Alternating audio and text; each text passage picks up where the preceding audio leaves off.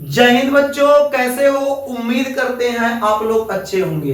प्यारे बच्चों, आज का क्लास लेकर फिर आप सबके बीच उपस्थित हो गए हैं। आज के क्लास में हम लोग अध्ययन करने वाले हैं तूतक का निर्माण, फॉर्मेशन ऑफ मोरुला।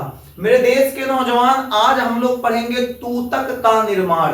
तूतक जो होता है उसका निर्माण कैसे होता है, तूतक में कितने स्तर होते हैं, कितनी परत होते हैं, उसके अलावा कोरक कुटी का निर्माण कैसे होता है, पोष कोरक क्या होता है, कोरक गुहा क्या होता है, पूरी जानकारी आज के क्लास में देने वाले हैं। तो मेरे देश के नौजवान मुस्कुराते रहिए और इस क्लास को देखते रहिएगा।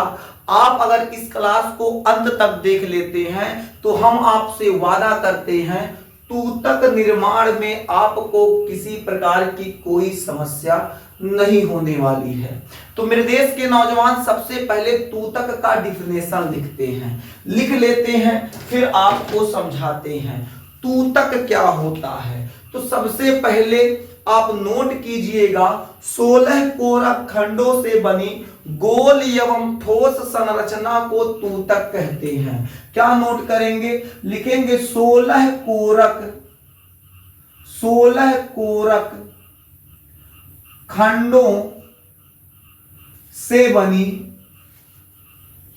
16 कोरक खंडों से बनी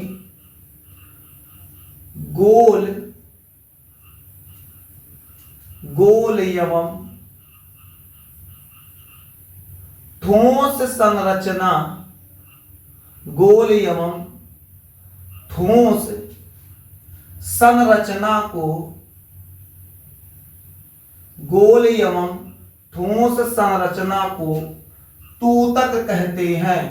16 कोरक खंडों से बनी गोल एवं ठोस संरचना को तूतक कहते हैं। क्या कहते हैं? तूतक कहते हैं। मेरे देश के नौजवान, उम्मीद करते हैं आप इतना बात समझ में आपको आ गया होगा। 16 कोरक खंडों से बनी गोल एवं ठोस संरचना को तूतक कहते हैं। कहेंगे मास्टर ई क्या है? अरे भाई परिभाषा बता दिए, समझाएगा कौन? तो समझाएंगे हम, आपको पढ़ाने हम आए हैं। तो मेरे देश के नौजवान, समझाएगा कोई दूसरा नहीं ना, समझाएंगे हम। कैसे? यहां लिखा है 16 कोरक खंडों से बनी गोल एवं ठोस संरचना को तूतक कहते हैं।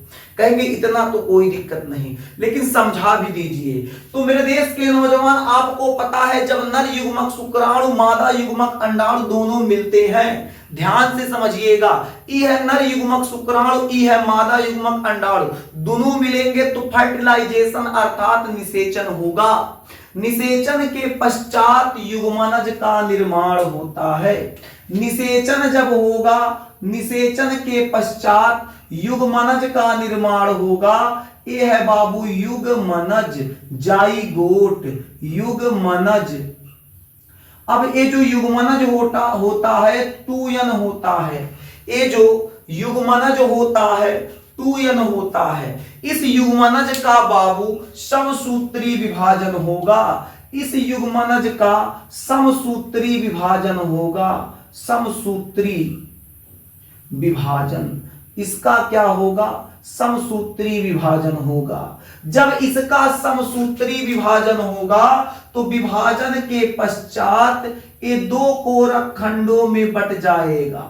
विभाजन के पश्चात ये 2 कोरक खंड, कितने?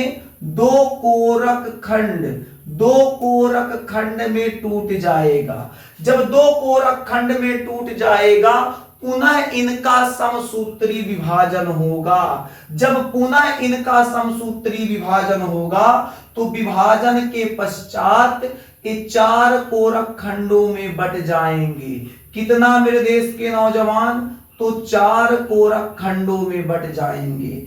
4 कोरक खंड, कितना? 4 कोरक खंड, 4 कोरक खंड में बटेंगे, पुनः विभाजन होगा। जब इनका पुनः विभाजन होगा तो विभाजन के पश्चात ये 8 कोरक खंड में बट जाएंगे।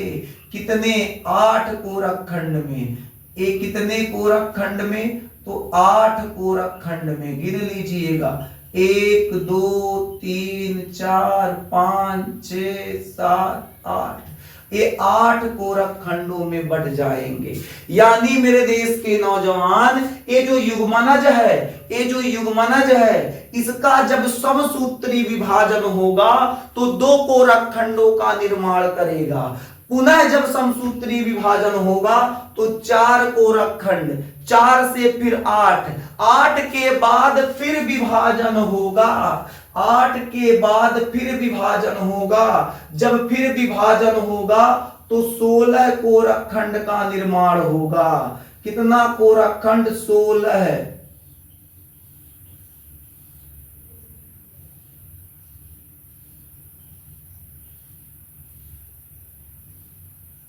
एक 2 3 4 5 6 7 8 9 10 11 12 13 14 15, इसको कर देते हैं 16।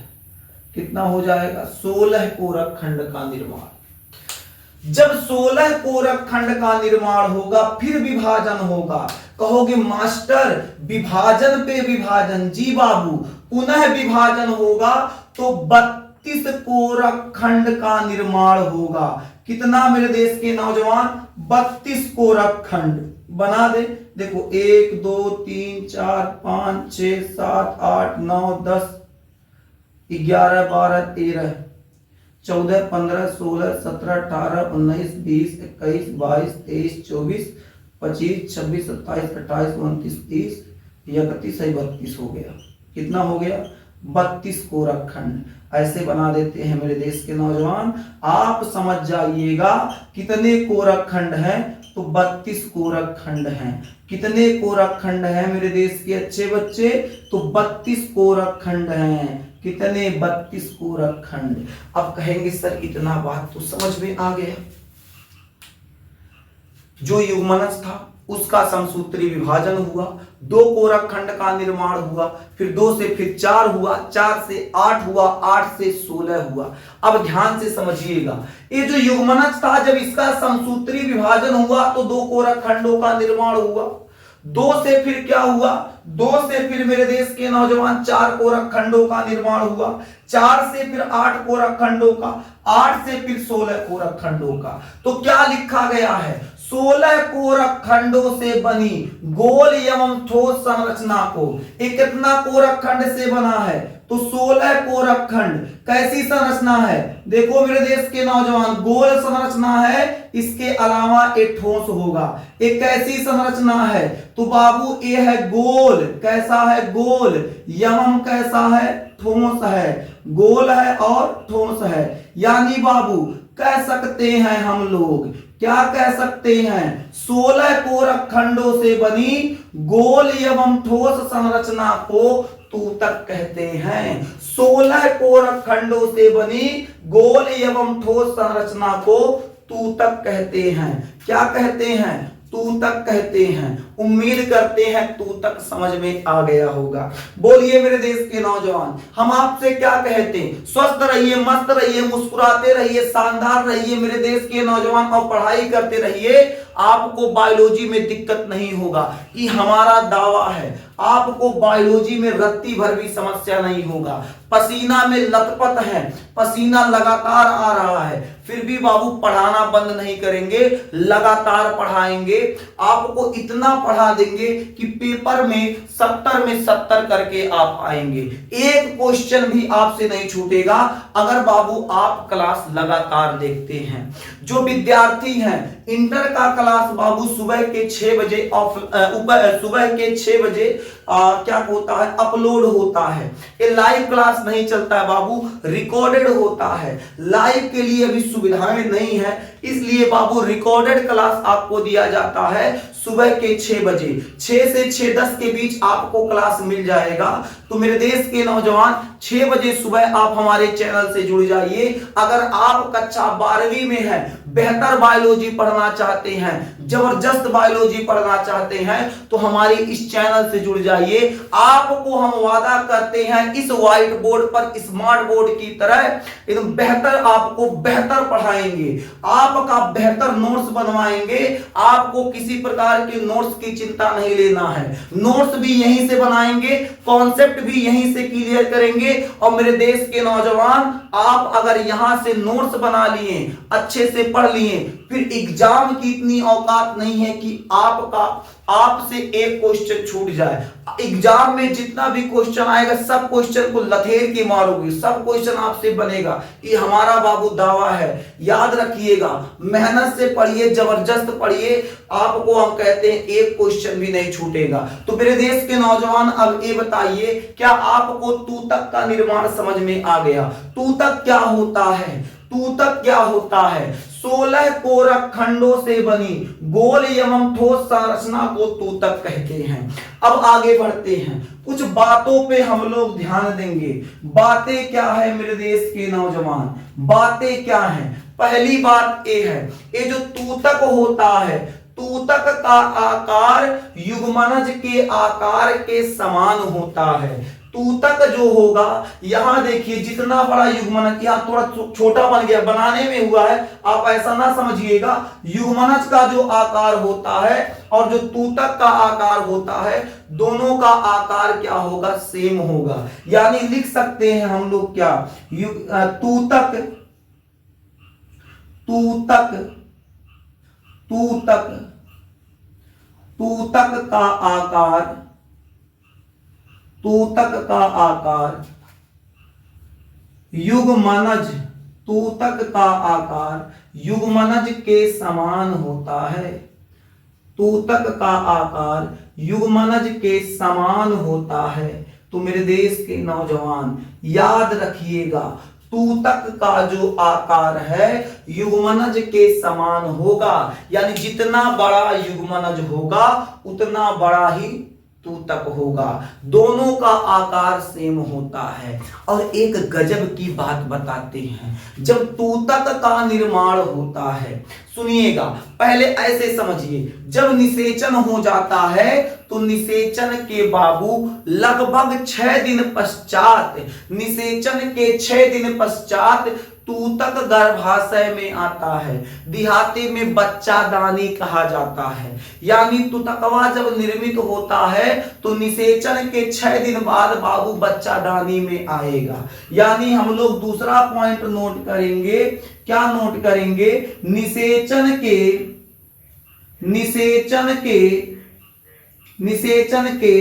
6 दिन पश्चात, निषेचन के 6 दिन पश्चात, निषेचन के 6 दिन पश्चात, निषेचन के 6 दिन पश्चात तूतक तूतक तूतक तूतक गर्भाशय में पहुंचता है। तूतक गर्भाशय में पहुंचता है। तूतक गर्भाशय में पहुंचता है। उम्मीद करते हैं आपको यहां तक समझ में आ गया होगा। तो क्या समझें? निषेचन के 6 दिन पश्चात तूतक गर्भाशय में पहुंचता है। निषेचन के 6 दिन पश्चात तूतक गर्भाशय में पहुंचेगा। अगला पॉइंट याद रखिएगा मेरे देश के नौजवान, युग्मनज का जब समसूत्री विभाजन हुआ तो 2 कोरक खंड यानी 2 कोशिकाओं का निर्माण हुआ। 2 कोशिकाओं से फिर 4 कोशिकाओं का, 4 से फिर 8। यानी बाबू कहने का मतलब है तूतक निर्माण के समय कोशिका द्रव्य में वृद्धि नहीं होती है। याद रखिएगा, जब कोशिकाओं की संख्या बढ़ेगी तो वहां पर कोशिका द्रव्य बाबू बढ़ेगा नहीं, कोशिका द्रव्य बढ़ेगा नहीं। याद रखिएगा, क्या याद रखेंगे? तूतक तूतक तूतक के निर्माण के समय, तूतक के निर्माण के समय, तूतक के निर्माण के समय कोशिका कोशिका कोशिका द्रव्य में, कोशिका द्रव्य में वृद्धि नहीं होती है। कोशिका द्रव्य में वृद्धि वृद्धि नहीं होती है। कोशिका द्रव्य में वृद्धि नहीं होती है। पूरा लिख लीजिएगा, अधूरा नहीं छोड़ना चाहिए। पूरा करते हैं मेरे देश के अच्छे बच्चे। तूतक के निर्माण के समय कोशिका द्रव्य जो होता है, जिसे साइटोप्लाज्म कहते हैं, उनमें वृद्धि नहीं होती। तो कहेंगे मास्टर वृद्धि कौन चीज में होता है? तो मेरे देश के नौजवान, वृद्धि किसमें होता है? वृद्धि किसमें होगा? आनुवांशिक पदार्थ में वृद्धि होता है। किसमें वृद्धि होता है? तो आनुवांशिक पदार्थ में वृद्धि होता है। किसमें होगा मेरे देश के नौजवान? जल्दी बताइए, किसमें वृद्धि होगा? तो आनुवांशिक पदार्थ में वृद्धि होता है। तूतक के निर्माण के समय कोशिका द्रव्य में वृद्धि नहीं होता, यानी कह सकते हैं लेकिन या परंतु, किंतु, बट, कुछ भी कहिए, लेकिन आनुवांशिक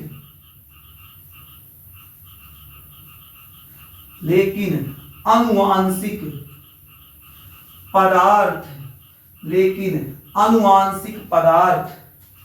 में वृद्धि होता है। आनुवांशिक पदार्थ में वृद्धि होता है। याद रखिएगा, भूलिएगा नहीं। तूतक के निर्माण के समय कोशिका द्रव्य में कोई वृद्धि नहीं होगा, परंतु क्या होगा?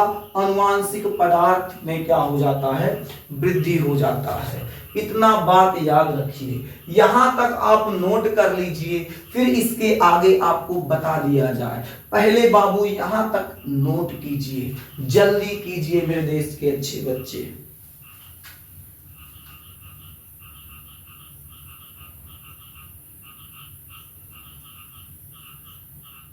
चलिए अब हम लोग समझेंगे जो तूतक होता है उसमें कितने कोशिकीय स्तर होते हैं। तो बाबू उतना पॉइंट नोट कर लिए, एक और पॉइंट नोट कर लीजिए, यही नोट करते हैं। लिखेंगे क्या?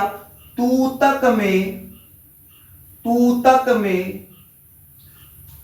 दो प्रकार के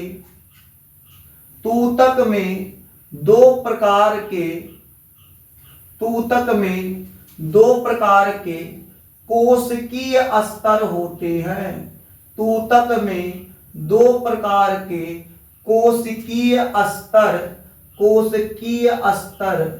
कोशिकीय स्तर होते हैं।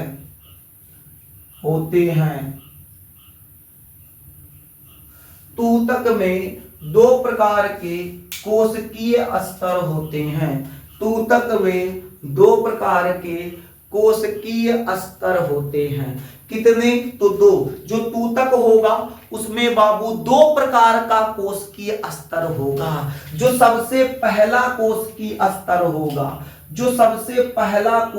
स्तर होगा उसे कहेंगे बाह्य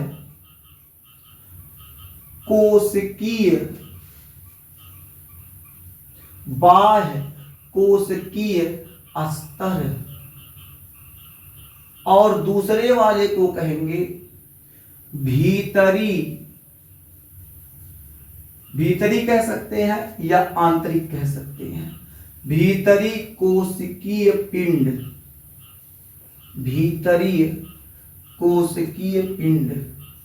क्या कहेंगे? भीतरी कोशिकीय पिंड कहेंगे। ठीक है मेरे देश के नौजवान।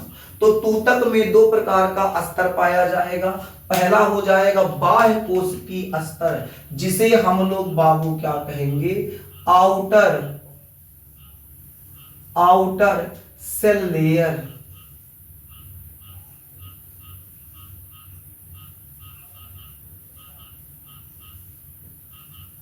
आउटर सेल लेयर, इसको हम लोग कहेंगे inner, INNER, inner cell mass. क्या कहेंगे? Inner cell mass. यानी जो दो स्तर होगा वो पहला हो जाएगा आउटर सेल लेयर, बाह्य कोशिकीय स्तर, इनर सेल मास, भीतरी कोशिकीय पिंड। अब एक क्या होता है, कैसे होता है? देखिए जो आउटर सेल लेयर होता है, आउटर सेल लेयर जो होगा वो क्या करेगा, पोषकोरक का निर्माण करेगा। किसका निर्माण करेगा, तो पोषकोरक का। किसका निर्माण करेगा, पोषकोरक का। किसका निर्माण करता है, पोषकोरक का निर्माण करेगा। आगे बढ़ जाएं तो मेरे देश के अच्छे बच्चे याद रखिएगा, जो बाह्य कोश की स्तर होगा वो पोषकोरक का निर्माण करेगा। पोषकोरक जो होता है, ये जो पोषकोरक है आगे चलकर अभी दिखाएंगे पोषकोरक क्या होता है, कहां पाया जाता है। पोषकोरक आगे चल के तूतक का निर्माण करेगा। यही तूतक बनाने में वास्तव में इसी का योगदान होता है। इसके अलावा पोषकोरक जो होता है, जो पोषकोरक होगा, ध्यान से समझ लीजिए, ये जो पोषकोरक होता है, पोषकोरक जो विकसित भ्रूण है, जो विकसित भ्रूण है उसे क्या करेगा, पोषण देने का काम करता है। इसके अलावा पोषण देने का काम करेगा तथा सुरक्षा भी प्रदान करेगा। पोषण देने का काम करता है तथा सुरक्षा भी प्रदान करता है। यानी बाह्य कोश की स्तर पोषकोरक का निर्माण करेगा, जो आगे चल के तूतक निर्माण में सहायता करता है। पोषकोरक बाबू विकसित भ्रूण को पोषण तथा सुरक्षा देने का काम करता है। इतना बात याद रखिएगा मेरे देश के नौजवान, इतना बात याद रखिएगा। ये जो भीतरी कोशिकीय पिंड है, ये जो भीतरी कोशिकीय पिंड है, ये भ्रूण बीज का निर्माण करता है। किसका निर्माण करता है, भ्रूण बीज का निर्माण। या हम लोग ऐसे कह सकते हैं, भीतरी कोशिकीय पिंड जो होता है उसे भ्रूण बीज भी कहते हैं। ये ठीक है बालक, ये सही है। यानी हम लोग क्या कह सकते हैं, भीतरी कोशिकीय पिंड जो होता है भ्रूण बीज का निर्माण करेगा। यानी अभी आपको क्या बताया गया, जो तूतक बना है, जो तूतक बना है उसमें दो स्तर होगा। सबसे बाहर की तरफ जो स्तर होगा बाह्य कोश की स्तर कहलाएगा, आउटर सेल लेयर कहलाएगा। उसके भीतर में जो होगा उसे भीतरी कोश की पिंड, इनर सेल मास कहते हैं। आउटर सेल लेयर जो होगा पोषकोरक का निर्माण करेगा। ये पोषकोरक आगे चलकर तूतक के निर्माण में सहायता करता है। यही पोषकोरक विकसित हो रहे भ्रूण को भोजन देने, पोषण देने का काम करेगा और सुरक्षा भी प्रदान करता है। मेरे देश के नौजवान उम्मीद करते हैं इतनी बातें आपको समझ में आ गई। अब कहेंगे सर बाह्य कोश की स्तर, भीतरी कोश की पिंड थोड़ा दिखा दीजिए।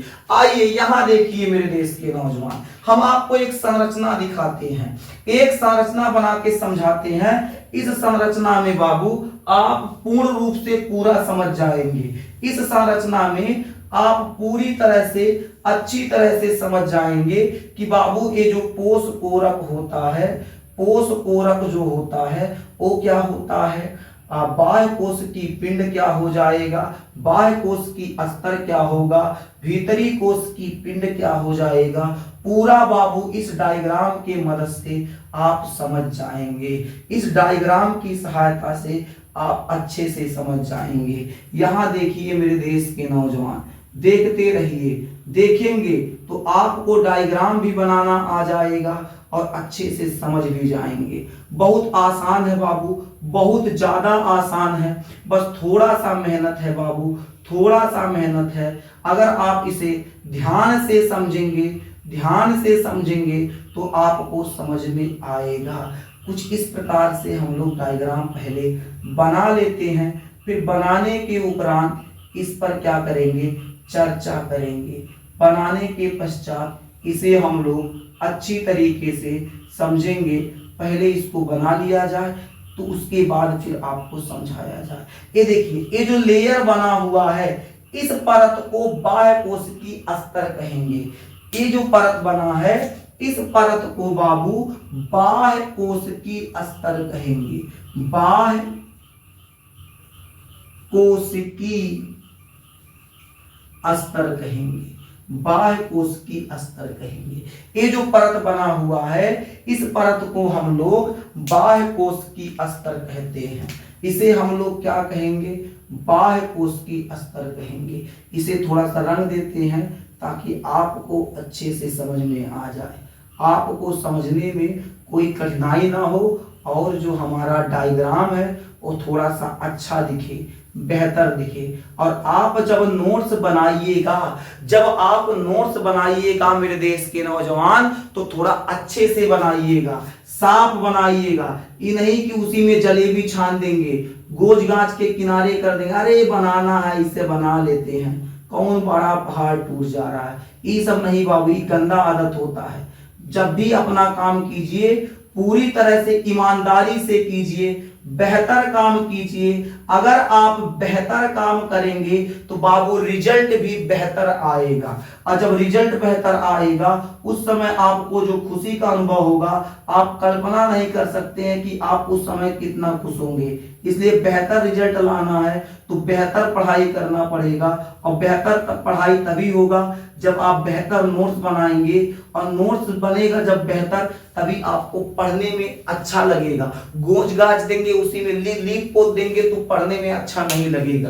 तो ये जो आपको स्ट्रक्चर दिखाई दे रहा है इसे बाह्य कोश की अस्तर कहते हैं। बाह्य कोश की अस्तर, बाह्य कोश की अस्तर के बाहर एक लेयर पाया जाता है, एक परत पाया जाता है, एक परत इसके बाहर उपस्थित होता है। इस परत को बाबू जोना पेलुसिडा कहते हैं। इस परत को हम लोग जोना पेलुसिडा कहते हैं। क्या कहते हैं मेरे देश के नौजवान, इसे हम लोग जोना पेलुसिडा, इसे हम लोग जोना पेलुसिडा कहेंगे। अब ये जो बाह्य कोश की अस्तर होता है इसके अंदर ध्यान से समझिएगा, बाह्य कोश की अस्तर के अंदर गुच्छे के समान, अंगूर का जैसे गुच्छा होता है, गुच्छे के समान एक संरचना पाई जाती है। बाह्य कोश की अस्तर के अंदर लाइट कट गया था, अब हम लोग आगे समझते हैं। तो हम लोग बात कर रहे थे ये जो बाह्य कोश की अस्तर होता है, बाह्य कोश की अस्तर के अंदर एक गुच्छे के समान संरचना पाई जाती है। बाह्य कोश की अस्तर के अंदर एक गुच्छे के समान संरचना पाई जाती है। उस गुच्छे के समान संरचना को हम लोग इनर सेल मास कहते हैं। ये बाह्य कोश की अस्तर है। इस बाह्य कोश की अस्तर के अंदर बाबू एक गुच्छे के समान, जैसे अंगूर का गुच्छा होता है, उस अंगूर के गुच्छे के समान एक संरचना पाई जाएगी। उस संरचना को हम लोग इनर सेल मास कहते हैं। ये आपका बाह्य कोश की अस्तर है। इस बाह्य कोश की अस्तर में आप देखेंगे गुच्छे के समान यहां एक संरचना बना दिया गया है। जिस प्रकार से अंगूर का गुच्छा होता है, जिस प्रकार से अंगूर का गुच्छा होता है, उसी प्रकार से यहां पर एक संरचना पाई जाती है। इस संरचना को बाबू हम लोग इनर सेल मास कहते हैं। क्या कहते हैं? इनर सेल मास कहते हैं। इनर सेल मास भीतरी या कोशिकीय पिंड कहते हैं। भीतरी कोशिकीय पिंड कहते हैं। तो याद रखिएगा ये जो बाह्य कोश की अस्तर होता है, बाह्य कोश की अस्तर के बाहर जोना पेलुसिडा, उसके अंदर इनर सेल मास भीतरी कोश की पिंड पाया जाएगा जो एक अंगूर के गुच्छे के समान होता है। कैसा होगा? तो ये अंगूर जो होता है, अंगूर के गुच्छे के समान संरचना होती है, जिसे हम लोग क्या कहते हैं? भीतरी कोशिकीय पिंड। अब यहां जो भीतरी कोशिकीय पिंड है, इस स्थान को देखिए, ये पूरा भाग खाली है। इस खलियौर भाग को, खलियौर का मतलब होता है खाली, इस खाली भाग को बाबू, ये जो खाली भाग है, इस खाली भाग को हम लोग कोरक गुहा खाली भाग को कोरक गुहा कहा जाता है। तो क्या याद रखेंगे? याद रखिएगा, बाह्य कोश की अस्तर जो होता है, बाह्य कोश की अस्तर के बाहर के तरफ जोना पेलुसिडा, अंदर के तरफ अंगूर के गुच्छे के समान एक संरचना पाई जाती है जिसे कोरक गुहा, जिसे हम लोग क्या कहते हैं, भीतरी कोश की पिंड कहेंगे। और यहां पर जो खाली भाग होगा, इस खाली भाग को कोरक गुहा कहेंगे।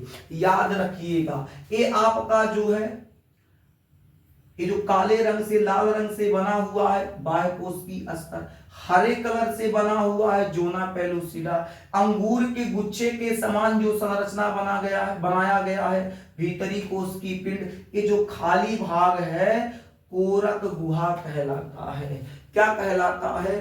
कोरक गुहा कहलाता है। इस पूरी संरचना को, ये जो पूरी संरचना बन के तैयार हुआ है, इस पूरी संरचना को हम लोग बाबू कोरक पुटी कहते हैं। क्या कहते हैं? कोरक पुटी कहते हैं। क्या कहते हैं? कोरक पुटी कहते हैं। यानी आप लोगों से पूछ लिया जाए बाबू कोरक पुटी क्या होता है, तो क्या आप बता लेंगे? बोलो मेरे देश की नौजवान, क्या आप बता लेंगे? अगर आपसे कोरक गुहा पूछ लिया जाए, बहुत बार आप सुने होंगे कोरक गुहा, समझ में नहीं आती कोरक गुहा क्या होता है। कुछ तो होता है बाबू, यह होता है, ये जो खाली भाग होता है इसी खलियौर भाग को कोरक गुहा कहते हैं। और ये जो पूरी संरचना बन के तैयार है इसे कोरक पुटी कहेंगे। क्या कहेंगे?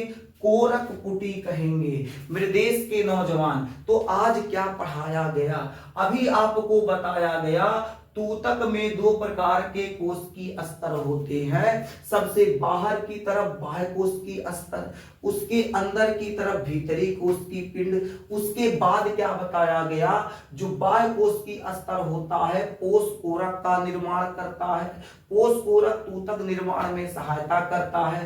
पोष कोरक जो होता है विकासशील भ्रूण को क्या करता है? पोषण प्रदान करता है, सुरक्षा देने का भी काम करता है। बाहर की तरफ जो परत पाया जा रहा है जोना पेलुसिडा हो जाएगा। ये जो परत पाया जा रहा है इसे हम लोग बाह्य कोश की अस्तर बोलेंगे।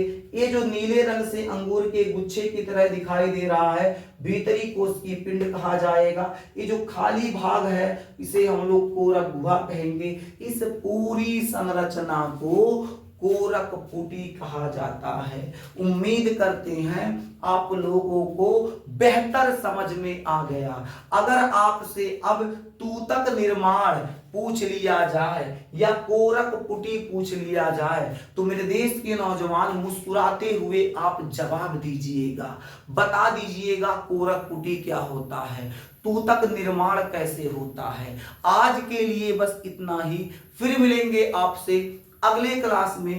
तब तक के लिए जय हिंद।